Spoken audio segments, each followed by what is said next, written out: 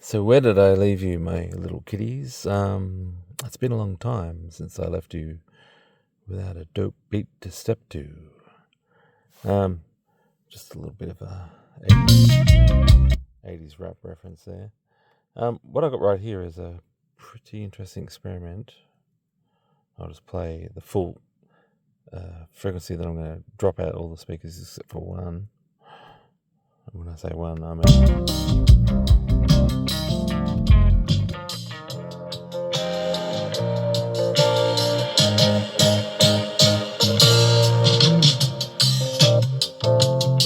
So 2 channels. This channel features 4 speakers playing the same range.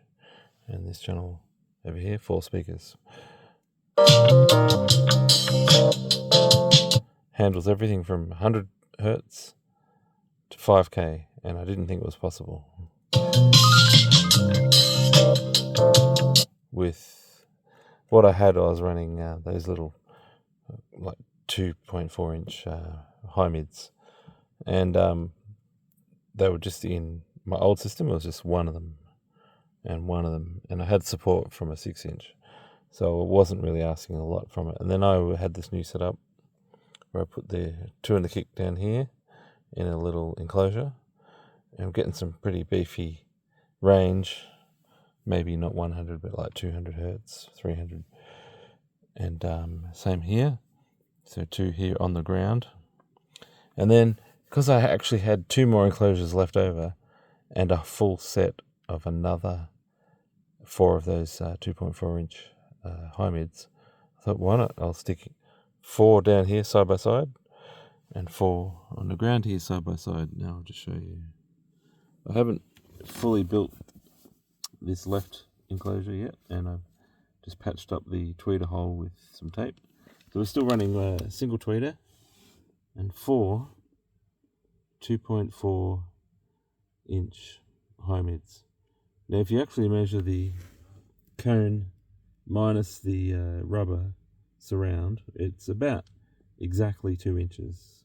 And if you include the rubber surround, you get the extra 2.1, 2.2, and if you're doing normal speaker sizing, you add the flange.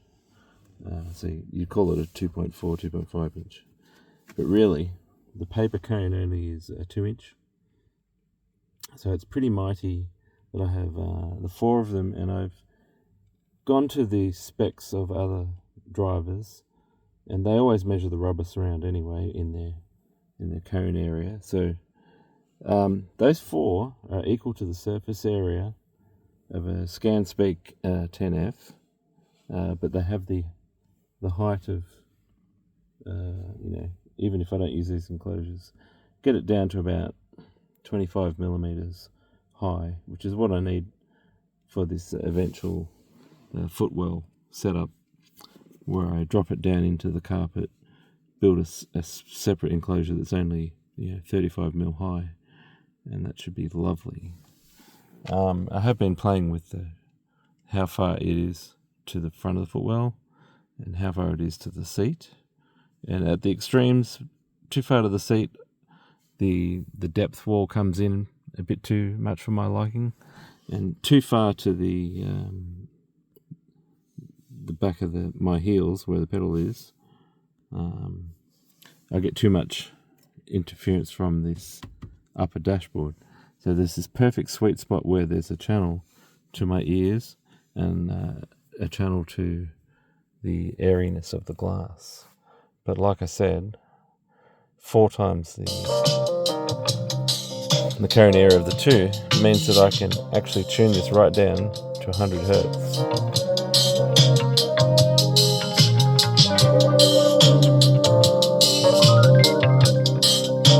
With a beautiful snap and everything.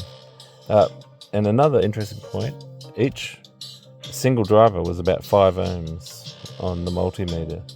So when I had 2 in series, it was actually dragging the amps down in their ability, so it was like a 10 ohm load, and the amps were like turned up a lot, or the signal feeding in was a lot. And now that I've doubled, so there's four units series parallel, so so it drops it back down to 5 ohms. And so that's a nice comfy load for the speaker to drive with a wider cone area. And you can really slam it. Which, once you stick the rest of the music in.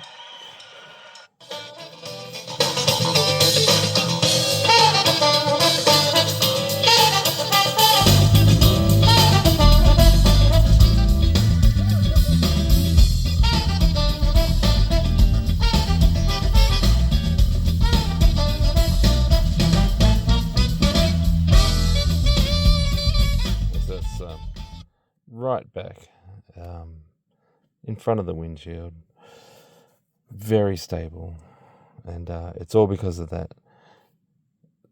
extra, I don't know, my extra inquisitiveness. I thought, why not? I just have to solder a few more things, make a little Y joint, boom, done, and then do one side, oh, that sounds great. Do the other side, that sounds great. We're getting there. And then I thought, well, on paper, it might be the same as a big 4-inch, but that big 4-inch is going to be like 50 mil deep, and it's probably not going to have the same sort of radiation. I think there's 4 little 2-inches radiating at me. I haven't showed you this side yet. There's 4 little 2-inches radiating in like a planar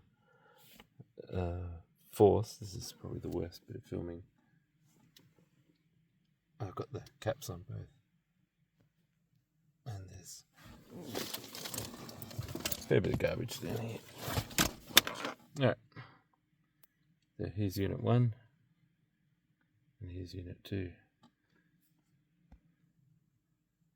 I can almost see it better. The different lenses kick in the different ability to see them. So there, I've actually got that second one up there a bit further. Bring it down a bit.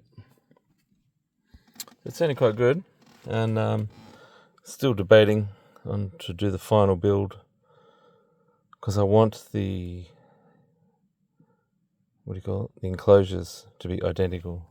So if I'm doing a floor unit here and the back footrest area there, I want them to be identical to give me the same soundstage experience. So that's just a quick ramble.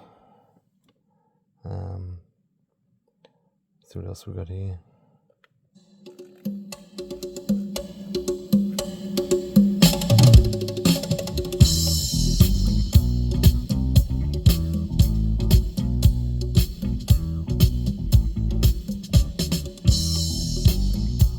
Yeah, liking it. Alright, catch you all guys later, and have a good one.